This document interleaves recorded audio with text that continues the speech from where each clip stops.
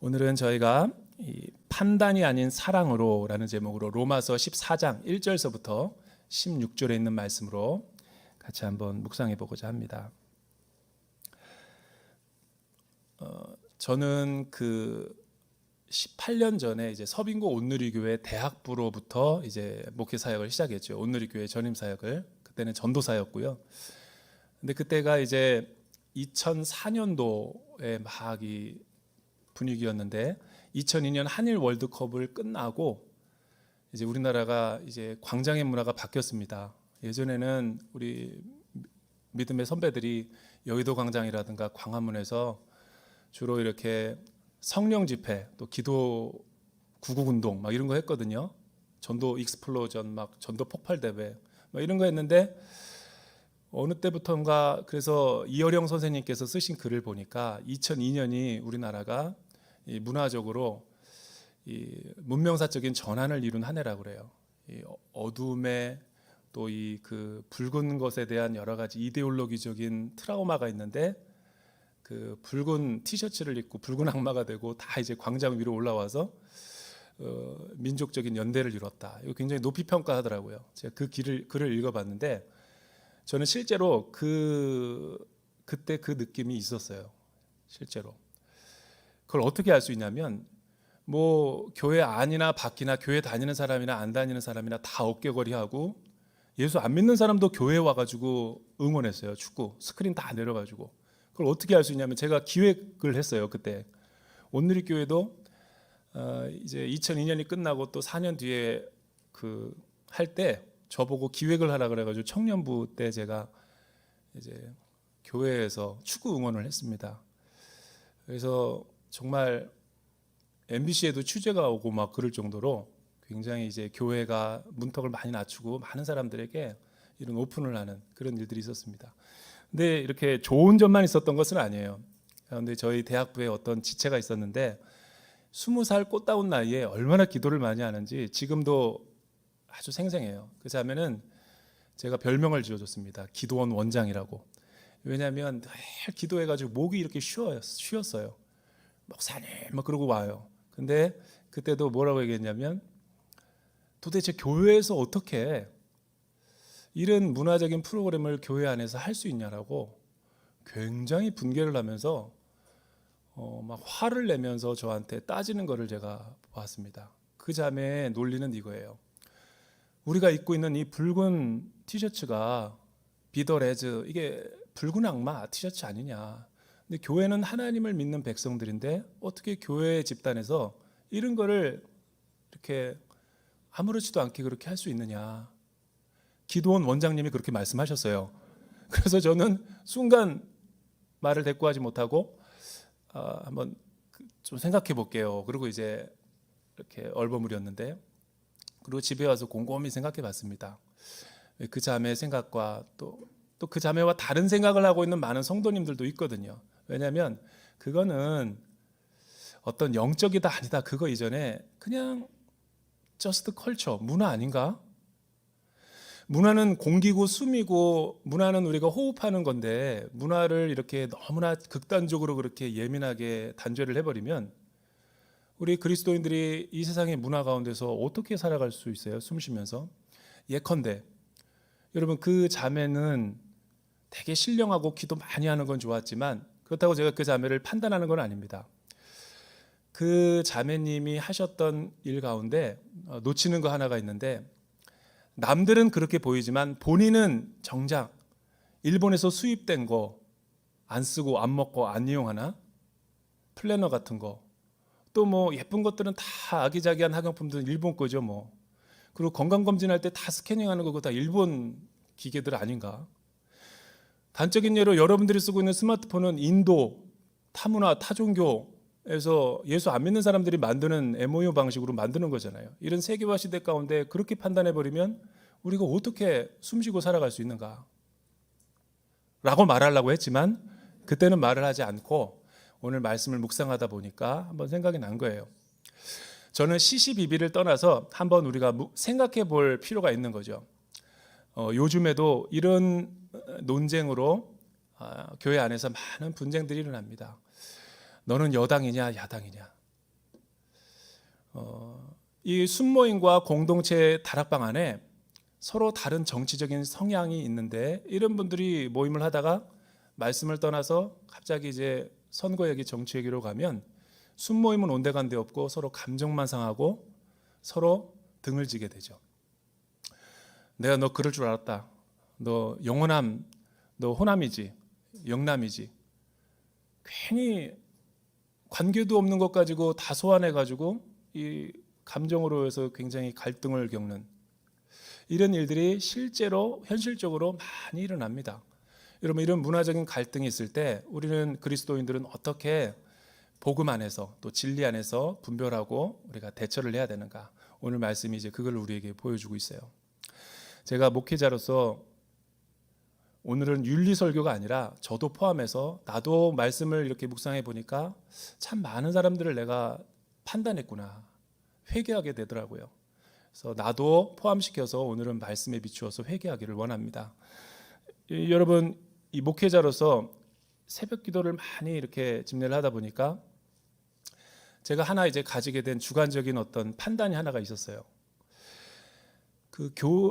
이 새벽 예배를 한 번도 빠지지 않은 사람일수록 아주 자기 자리까지 고정 자리 있고 그리고 한 번도 웬만하면 안 빠지고 늘 새벽 기도 열심으로 하시는 분들이 가끔 잊어버릴 만하면 나와가지고 새벽 기도하고 문제 있을 때만 나와가지고 간절히 부르짖는 사람보다 은혜 못 받을 확률이 훨씬 더 높아요.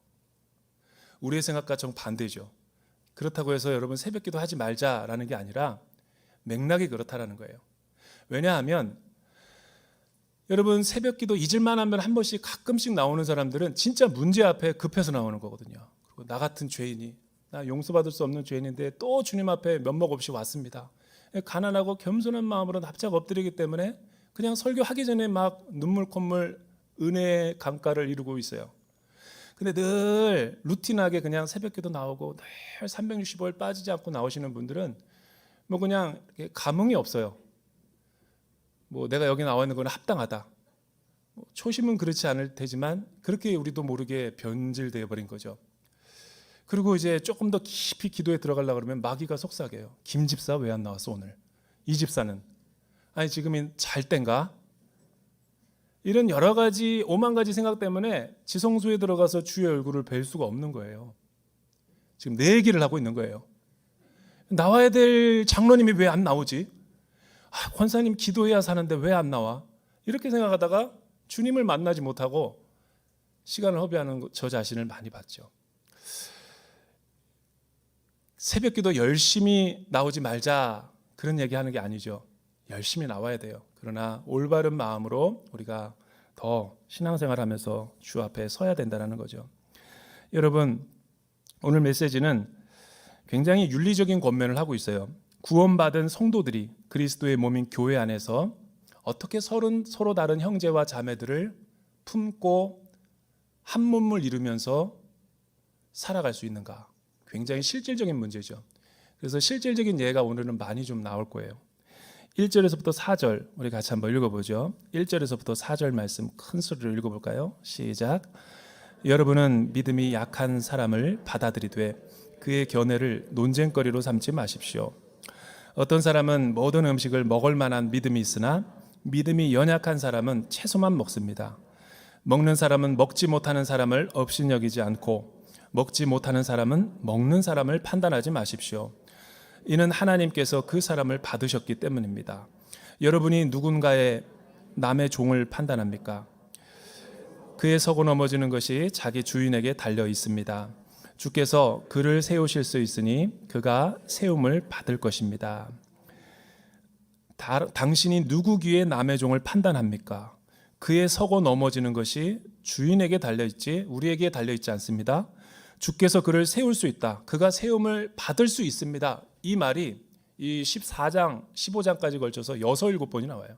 여러분 왜 이렇게 똑같은 말이 계속 반복되고 있을까요? 그만큼 이 말이 중요한 이 메시지를 우리에게 전달하고 있기 때문이죠. 오늘 말씀을 이해하기 위해서는 약간의 배경이 필요한데 믿음이 여기서 약한 사람은 누구를 말하고 있는 걸까요? 또 상대적으로 믿음이 강하다라고 치부하는 사람은 누구를 말하고 있을 걸까요? 이 로마서는 사도 바울이 로마 교회에 쓴 서신이지만 언제 태동했냐면 사도행전 2장에 보면 오순절날 이 순례자들이 전 세계에 흩어져 있는 이스라엘 밖에 살던 유대인들이 본향의 예루살렘에서 절기 명절을 지키기 위해서 다 순례의 여정으로 왔다가 하나님이 이 오순절날에 큰 이 성령의 폭포수와 같은 은혜를 부어줘서 다 성령 체험하자 그들의 눈이 열리고 믿음의 세계가 열리고 예수 그리스도가 나를 위해 대속하여 주신 주님이시고 구원의 선물을 나에게 주었다라는 것이 확신이 들게 됐죠. 그게 성령 세례를 받은 거예요. 그게 신약교회의 첫 번째 교회 원형이 아닙니까? 근데 예루살렘에서 살던 사람들 말고 나머지 모든 유대인들은 난곳 방언으로 자기가 태어난 곳으로부터 먼 곳에서 온 사람들이에요. 그러니까 제외국인 동포들이죠. 그런데 그때 로마에서 아마 온 순례자들이 있을 거예요. 유대인들. 그들이 유대교였는데 이때 회심을 해서 유대교에서 기독교로 개종을 하게 되죠. 그리고 로마로 다시 돌아가서 가정교회를 했는데 십자가가 세워지고 거기서 바로 로마 교회가 시작이 된 거예요. 잘 부흥하고 성장하다가 이방인들도 들어오게 됐어요. 그들은 신분이 천했죠. 노예들이었고 상인들이 많았고 또 가난한 사람들이 많았어요. 이렇게 해서 교회가 잘 성장하는가 싶더니 아직도 로마에서 유대교를 믿고 있는 많은 그 유대 종파의 사람들이 유대교에서 기독교로 개종한 유대인들을 못마땅하게 생각한 거죠. 그래서 자꾸만 큰 소요가 일어났고 반란이 많이 일어났어요. 이렇게 물리적인 충돌이 많았다라는 거예요. 그래서 로마 당국에 신고가 돼가지고 글라우디오 황제가 큰 충격을 받습니다. 로마는 모든 것에는 관용을 베풀지만 권위에 도전한다든가 각 어떤 민족이 문제를 일으킨다 그러면 모든 특권들을 다 앗아가 버려요. 이런 칙령을 내립니다. 로마에 사는 모든 유대교든지 유대교 기독교인들인지 다 재산을 몰수하고 다 추방시켜 버려라. 하루아침에 다 쫓겨나 버렸어요. 그렇게 해서 온 사람이 누구냐면 바울의 동역자였던 글라우디오와 그 브리스길라와 아굴라죠. 여러분, 그런데 또 정권이 바뀌자 그가 죽고 그의 아들 네로가 황제가 되니까 아버지 때 잃어버렸던 높은 세금 징수와 많은 인기들을 다시 끌어모으기 위해서 옛날로 돌아가 버려요. 유대인들을 이렇게 아주 잘해주죠. 그래서 쫓겨났던 유대인들에게 재산을 다시 돌려주고 다 돌아오라고 콜링을 해요. 그때 많은 사람들이 특히 이제 유대교였다가 기독교였던 사람들이 다 돌아갑니다. 로마로. 그런데 로마 교회 와 보니까 누가 주인이 돼 있어요? 이방인들이 주도권을 갖고 세력을 이루고 있는 거예요. 완전히 뒤바뀐 거죠. 그때부터 사사건건 유대교 기독교인들과 이방 기독교인들 사이에 로마 교회에 많은 문제가 생긴 거예요. 예를 들면 이런 거죠. 오늘 말씀에 의하면 이 유대인들은 자신의 문화에서 기독교를 믿은 사람이에요. 그러니까 이들에게는 어떤 풍습이 있었냐면 율법을 준수하는 것 그리고 율법이 금하는 것들을 먹지 말아야 돼요. 예를 들어서 돼지고기 같은 거 먹으면 안 되고 우상에게 바쳐진 음식 먹으면 안 되죠. 그리고 할례를 해야 됐어요. 그리고 안식일과 절기를 반드시 지켰죠. 예수를 믿음에도 불구하고 과도기적인 형태로 이런 게 남아 있었다라는 거예요. 근데 이방인들을 보니까 너무나 자유로운 영혼이에요. 뭐 그냥 죄를 많이 짓고 왔고 또 뭐 꺼리끼는 것이 없죠. 피 묻은 거 다 먹을 수 있죠. 그러니까 같은 신앙의 공동체 안에서도 서로가 못마땅한 거죠. 그러다가 이게 터질 것이 터졌던 게 바로 이 로마 교회의 이 문제인 거예요. 이게 작게 지나가려면 그냥 아무렇지도 않게 지나가지만 감정상의 문제가 되면 교회 분열의 위기에 빌미가 되는 겁니다. 믿음이 약한 자라는 것은 유대교에서 기독교로 개종한 사람들이죠. 상대적으로 믿음이 강한 사람은 누구를 말하냐면 그 우상에게 바쳐진 고기도 못 먹는 유대인들을 판단하니까 믿음이 강하다라고 얘기하는 거예요. 실제로 믿음이 강한지는 모르겠어요. 그러나 그렇게 이야기하는 거죠.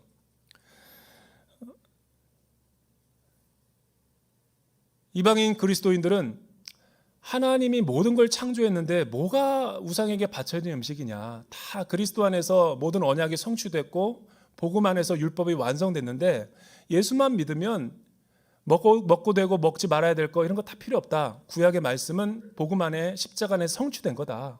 우리처럼 행동해라 라고 주장한 거고, 유대인들은 그럴 수 없었죠. 너무 충격이 컸던 거예요. 이 상황에서 교회가 분열의 위기가 있었던 거예요. 여러분, 이 얘기는 실제 먼 남의 얘기가 아니라 우리 한국 교회 안에 자주 일어나는 그런 분위기입니다. 이 한인교회, 미국에서 어떤 교회가 실제로 교회 성전을 크게 짓고 이제 교회 건축의 어떤 사업의 일환으로, 우리도 교회도 이렇게 하나님이 은혜 많이 주시고 성도들과 헌금을 많이 주었으니까 한번 하나님 나라 복음을 위해서 선교를 해보자. 선교사님을 모집하고 훈련시키고 뽑아서 이제 첫 번째 파송 드리는 예배가 있었어요. 근데 은혜 예배도 은혜 가운데 너무 잘 끝났어요. 근데 이제 점심 먹을 때 일어난 거죠.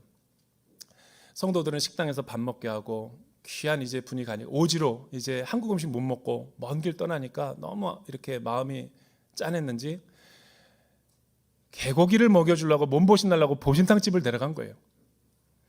그런데 그게 반려견을 사랑하고 가족처럼 사랑하는 사람의 비유를 건드린 거죠. 우리가 성도들이 낸 헌금으로 그런 거를 먹고 대접하고 또 그런 선교사를 갖다가 우리가 후원해야 되냐? 후원하자라는 파와 후원하지 말자라는 파가 서로 팽팽하게 나누다가 당회에서도 서로 분열되다가 결국은 사단이 나버렸어요. 그래서 선교사 파송 못했습니다. 이게 실제 이야기라면 남의 얘기가 아니죠. 여러분, 우리 온누리 교회 안에도 건강한 순모임 있고 다락방이 있죠. 너무나 그렇게 은혜스럽던 성도님, 권사님, 장로님이 정치 문제만 꺼내면 사단이 나버려요. 갑자기 등을 돌리고 척을 지고 말씀은 온데간데 없고 선입견과 편견을 가지고 그 사람을 보면서 내 너 그럴 줄 알았다, 막 이렇게 다가오는 사람 많죠. 여러분, 이런 부분이 문화라는 거예요. 문화. 이런 문화적인 부분이 어떻게 구원받은 성도들이 해석하고 받아들여야 되는가. 우리 종교개혁의 전통은 그래서 이런 부분들이 본질적인 것에는 일치를, 그러나 구원과 상관없는, 우리 이거를 빼면은 구원을 잃어버린다, 이런 본질적인 문제를 빼놓고는 비본질적인 아디아포라라는 문제로 치부해 버렸어요. 본질에는 일치를, 비본질적인 것에는 자유를, 그러나 모든 것에는 사랑으로 하라. 이게 우리 개신교 모토거든요. 근데 이게 듣는 것만큼 그렇게 낭만적이지 않아요. 내 문제가 됐을 때는 예민해집니다. 제가 어렸을 때 교회를 분열되는 것을 여러 번 어린 아이의 눈으로 보게 됐어요. 세 가지가 가장 인상적이었어요. 봄 되면 이 여전도회에서 커튼을 바꾸는데, 옛날에는 여러분 자색 커튼이 있었어요. 365일 30년 지나도 바뀌지 않는 그 자색 커튼 기억나요? 그 자색은 왕의 색깔을 의미해서 바꿀 수도 없어요. 강대상에 올라갈 때 슬리퍼를 신고 가야지 맨발로 가는 거는 굉장히 불경건한 거예요. 어린아이가 어디를 강대상에 올라와요? 아무도 못 올라왔다고요.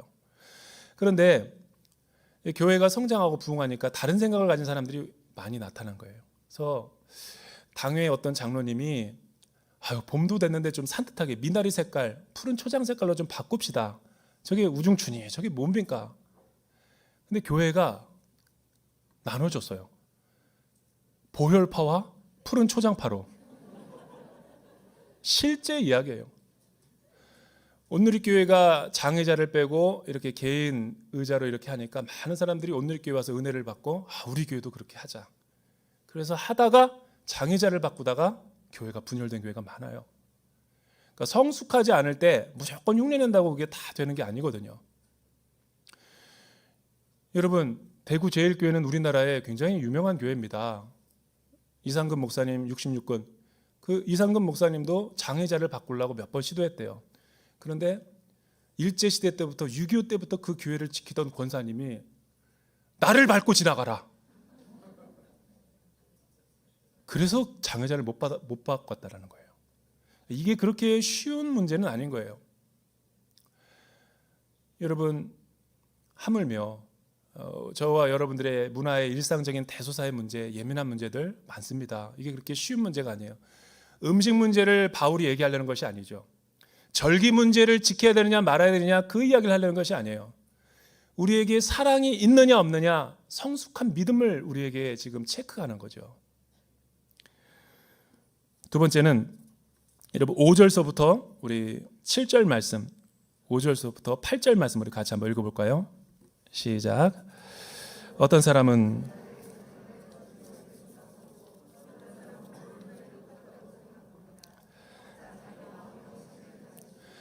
어떤 날을 중요하게 생각하는 사람은 주를 위해 중요하게 생각하고 먹는 사람도 주를 위해 먹으니 이는 그가 하나님께 감사하기 때문입니다. 먹지 않는 사람도 주를 위해 먹지 않고 하나님께 감사드립니다. 우리 중에 아무도 자기만을 위해 사는 사람이 없고 자기만을 위해 죽는 사람도 없습니다. 우리는 살아도 주를 위해 살고 죽어도 주를 위해 죽습니다. 그러므로 죽든지 살든지 우리는 주의 것입니다. 여러분, 지금 왜 바울이 음식 우상 숭배를 하고 그 제우스 신전에서 그 제사를 지낸 고기를 그 유통하는 그 사회 구조를 고대 세계에서 가지고 있었는데 이런 시스템적이고 문화적인 문제를 예를 들었다가 또 하나는 절기 문제. 절기를 이날보다 전날을 더 중요시 여기고 아니다, 이방인 크리스찬은 모든 날이 주께서 부활하신 날이 다 에브리데이 주일이다 이렇게 느끼는 사람, 어떻게 이 한 교회 안에서 공동체 생활을 같이 할 수 있을까? 이때 바울은 예수 믿고 우리가 어떻게 구원받는지를 다시 한번 소환해서 생각해 보게 해요. 저와 여러분들은 누구나 다 자유로 구원받는 사람 없죠. 예수 그리스도의 십자가의 대속의 은혜와 사랑으로 값없이 은혜로 오직 믿음으로 구원을 받았어요. 이 말은 무슨 말이냐면 살아도 주를 위해서 살고 죽어도 우리는 주를 위해서 죽는 신분이 됐다. 살든지 죽든지 우리는 우리의 몸은 이제 구원받고 나서 옛사람은 십자가에 못 박히고 우리 부활함과 동시에 우리가 우리 안에 새 창조 거듭난 영혼들이 우리 안에 있고 그 위에 교회라는 에클레시아가 만들어졌기 때문에 우리는 머리를 그리스도의 머리 되심을 중심으로 해서 우리 모든 형제 자매들이 그리스도의 몸인 지체다. 지체가 된 우리 한 가족이고 한 형제인데 누가 낫고 누가 틀리다 이렇게 말할 수 있는가? 우리가 누구에게 속한 자들인가? 신분과 소유를 묻고 있는 거죠. 우리는 다 주의 것이다. 그러면서 자기를 위한 목소리를 내서는 안 된다. 낼 수도 있지만 그렇게 해서는 안 된다라는 것을 말하는 거죠. 실제로 이 문제를 해결하기 위해서 고린도전서 8장과 9장에 보면 바울은 두 가지 해법을 제시해요. 여러분들이 다 부르심이 각각 다를 거다. 어떤 사람은 유대인에서 기독교로 개종한 사람이 있고 어떤 사람은 이방인이었다가 기독교인으로 개종한 사람이 있고 그러나 우리가 다 서로 다르지만 그리스도의 한 몸으로 형제와 자매가 됐다. 왜 하나님이 우리를 위해서 십자가에서 죽으시고 옛사람을 멸하시고 새 창조를 주셨는가? 왜 우리에게 영적인 해방과 자유함을 주셨는가? 이 자유함을 가지고 다른 사람에게 우월한 도덕의식과 우월주의로 가져서 율법주의로 그러면 안 된다. 판단해서는 안 되고 오히려 사랑으로 종노릇해서 자기에게 있는 자유를 가지고 다른 사람을 위해서 희생하고 절제를 할 줄 알아야지 공동체가 하나됨이 유지가 될 수 있다는 거예요. 여러분, 어떤 권사님이 저랑 밥을 먹자 그래서 밥을 같이 먹었습니다. 남편도 같이 나왔더라고요. 근데 밥을 먹다가 코로 들어가는지 입으로 들어가는지 귀로 들어가는지 모를 정도로 너무 많은 말씀을 하셨어요. 근데 무슨 말씀이 기억나냐면 그 남편을 목사님 저 앞에서 흉을 보더라고요. 목사님, 이 사람이랑 나랑 같이 성가대 쓰는데 이 사람 아직도 담배와 술을 못 끊었어요. 그리고도 성가대 쓰네요. 그러니까 남편이 쥐구멍이라도 있어서 막 들어가려고 나한테 부끄러워서 그냥 창피하면서 어쩔 줄 몰라 하더라고요. 권사님이세요. 권사님이신데 성가대를 서주는 것도 어디며 게다가 담배와 주초 문제가 아직 해결되지 않았는데도 불구하고 그렇게 교회에 성실하게 나와주는 것도 어떻게 보면 감사해야 되는데 목회자 앞에서 책망을 하니까 내가 누구 편을 들어야 될지 모르겠어요. 권사님 편을 들어야 될지 우리 집사님 편을 들어야 될지. 그러나 오늘 말씀에 비추어서 보면 권사님이 100번 잘못한 거예요. 여러분, 소위 믿음이 있는 사람이라고 해서 믿음이 연약한 사람을 비판하거나 판단해서는 안 된다라는 거예요. 왜? 그럴 수 있음에도 불구하고 해서는 안 된다라는 거죠. 그게 성도의 성숙이고 사랑이라는 거예요. 그분은 사랑의 동기로 한다고 하지만 그거는 사랑이 아니죠. 사기를 꺾고 믿음의 싹을 잘라버리는 행동이에요. 그리고 자기의 우월의식과 자기가 더 믿음이 좋다라는 것을 은자하는 거죠. 은자가 뭐예요? 은근히 자랑하는 거. 그러면 안 된다라는 거죠. 근데 오늘날 교회 많은 공동체의 신방을 가보면 부부간의 갈등이 왜 일어나요? 왜 주일날 올 때만 하면 맨날 그렇게 부인은 1층으로 오고 남편은 2층으로 가요? 싸웠거든요. 화장 좀 그만해라. 빨리 와라. 날 뭘 도와줬냐 그동안에. 티격태격하면서 예배 드리러 오다가 서로 다르게 앉아요. 제가 알거든요. 주일날 끝나고 나서 인사하니까 한 사람은 손잡고 남편은 10분 전에 가고 부인은 나중에 와. 이쪽 문으로 가고 이쪽 문으로 나가. 내가 눈치가 빠르죠. 분열했구나. 그 영적으로 하나 되고 화해해야 돼요. 그러면 안 되죠. 여러분, 1차적으로 교회 안에 문제가 생기는 것은 절대로 믿음이 약한 사람에 의해서 생기지 않아요. 소위 말해서 자기가 믿음이 좋다는 사람에 의해서 분열되고 다툼이 일어나는 거죠.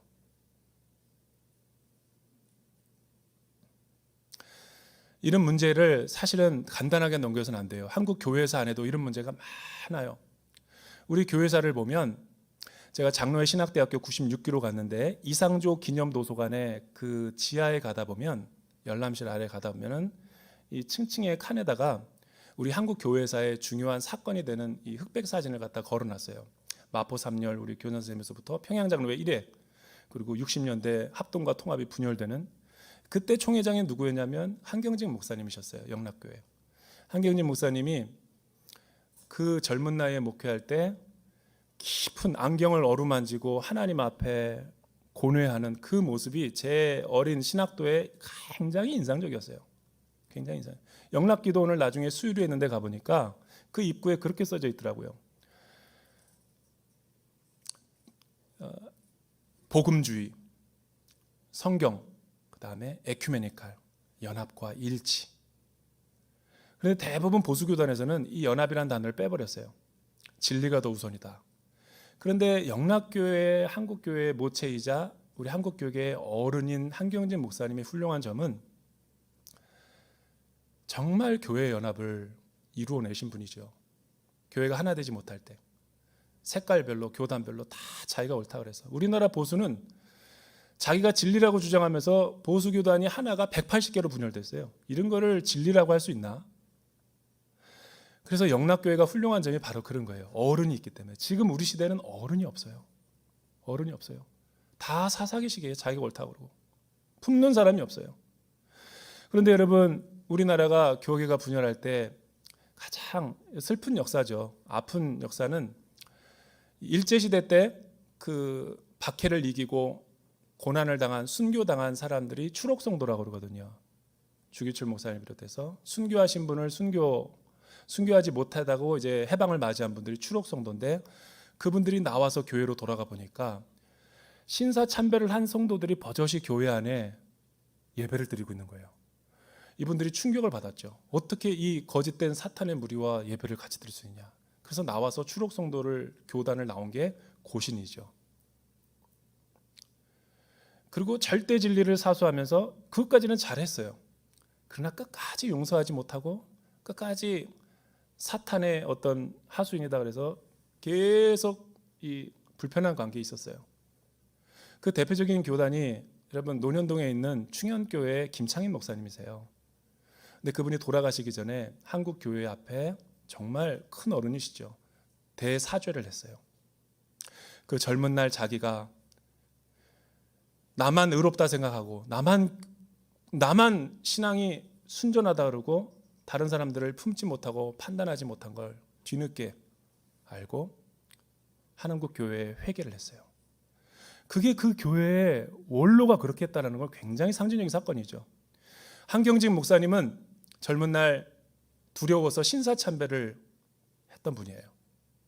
다 그거를 사람들은 비판해요. 그러나 실수로 그래서 종교계의 노벨상이라는 템플턴상을 받을 때 제일 먼저 했던 고백이 뭐냐면 저는 죄인입니다. 한국 교회에게 씻을 수 없는 추록 성도들이 봤을 때 신사참배를 한 죄인입니다. 이 두 사람이 만나면 아름다운 하나가 이루어지는 거예요. 그런데 옛날에는 교계 어른이 있었어요. 여러분 요즘에는 그런 거 없어요. 다 자기들이 옳대요. 다 서로 분열하고, 우리나라는 이상하게 사실과 진리를 말하는 사람은 맨날 패배하고 소리 큰 사람이 이겨요. 소리를 팍 지르면 진리가 뒤로 감춰져요. 그리고 소리 큰 사람보다 더 높은 고수가 와요. 끝까지 고집 피우는 사람. 이 고집 피우는 사람을 당해낼 재간이 없어요. 그래서 이렇게 교회가 어지러운 거예요. 그런데 여러분, 우리 한국 교회의 어른이 우리 신학교에 와가지고 사경회를 할 때 유명한 말을 했어요. 우리 한국 교회의 위기가 뭡니까? 우리 한국 교회 위기는 큰 교회가 없어서가 문제가 아니래요. 우리 한국 교회의 문제는 설교 못하는 목사가 많아서 문제가 아니래요. 우리 한국 교회의 문제는 돈이 없어서 문제가 아니라, 선교사를 많이 파송해서 못해서가 아니라, 우리 교회의 진짜 문제는 하나님의 말씀을 목숨 걸고 지키다가 문을 닫은 교회가 없는 게 진짜 문제라는 거예요. 진짜 그게 문제인 거예요. 우리 교회 안에 일어나는 많은 갈등과 문제가 뭐예요? 여러분, 세상은 제가 보면 영원한 갈등, 정치별로 다 정치인들이 나눠놨어요. 또 세대 간의 갈등 다 나눠놨어요. 계층 간의 갈등 누가 나눴어요? 다 세상이 나눴어요. 가진 자, 못 가진 자, 금수저, 흙수저. 여러분, 세상은 그렇다 쳐요. 여러분, 목사님과 당의 한국교회 6만 년 교회 다 분열됐어요. 동성애냐 아니냐 다 나눠졌어요. 이거 누가 치유해요? 선교를 해야 되는데 이제 선교할 힘도 없어요. 너무나 진화론과 많은 공격을 받기 때문에 북한을 지지하느냐 안 하느냐 이런 걸로 다 힘이 소진돼서 교회가 진짜 복음을 전할 힘이 없어요. 그런데 적어도 세상은 그렇게 못한다 할지라도 우리는 복음을 믿는 사람이고 십자가의 사랑을 깨달은 사람들은 교회 안에서 이걸 해내야 되잖아요. 우리 교회 문제는 탈북민들을 제대로 케어 못합니다. 정권에 따라서 정치 노선을 교회가 따르기 때문에. 그래서 탈북민들이 한국에 와서 고통스럽대요. 이 교회를 믿어야 되는지 말아야 되는지. 정치 노선에 따라서 자기를 홀대하는 게 느껴지니까 다시 북으로 돌아가는 거예요. 통일이 왜 안 되는가? 북한 때문에 안 되는 게 아니라 제가 보기에는 한국 교회가 준비가 안 돼 있기 때문에 안 하는 거죠. 안 느껴지세요? 오늘날 목사님과 당회가 갈등이 없는 교회가 어디 있어요? 오늘의 교회 빼고. 심각합니다. 그러니까 교회가 세상에 대해서 말을 할 수 없는 거예요. 본질적인 것에는 일치를, 비본질적인 것에는 자유함을, 그리고 모든 것에는 믿음이 있는 사람이 믿음이 없는 사람을 품어야죠. 그게 예수님께서 우리에게 명하신 내 이웃을 내 몸과 같이 너가 너를 사랑하듯이 품으라는 게 그 말이에요. 바꿔 말하면 그동안 우리 한국교회는 선교도 하고 많은 걸 하고 교회 크게 부흥하고 그랬지만 진짜 못한 게 뭐냐면 내 몸을 사랑하듯이 이웃을 품지 못한 것은 증명된 사실 아니에요. 반대로 이 말을 지키면 교회 부흥은 저절로 일어나는 거죠. 그걸 어떻게 해야 돼요? 여러분, 우리의 힘으로는 안 됩니다. 그래서 바울이 십자가를 얘기하는 거예요. 사랑의 원리. 예수님께서 나를 죽은 그 사랑으로 내가 실천하고 순종할 때 우리 순이 건강해지고 다락방이 건강해지고 이 나라 민족이 치유되고 회복되는 거예요. 저와 여러분들 하나님께서 그렇게 부르셨죠. 그렇게 열매 맺는 성도들이 되기를 주님의 이름으로 축복합니다. 기도하겠습니다. 사랑하는 주님, 우리가 너무나 부끄럽고 연약합니다. 늘 머리와 입술로는 사랑한다고 하면서도 교회가, 성도들이 세상의 본이 되기는커녕 오히려 세상으로부터 판단받는 어리석은 위치에 서 있게 됐습니다. 주님, 우리의 허물과 죄를 용서하여 주시고 세상이 못하는 것을 교회가 사회의 갈등을 풀고 사회를 통합을 이루는 복음의 공동체가 되게 하여 주시옵소서. 예수님의 이름으로 기도드립니다.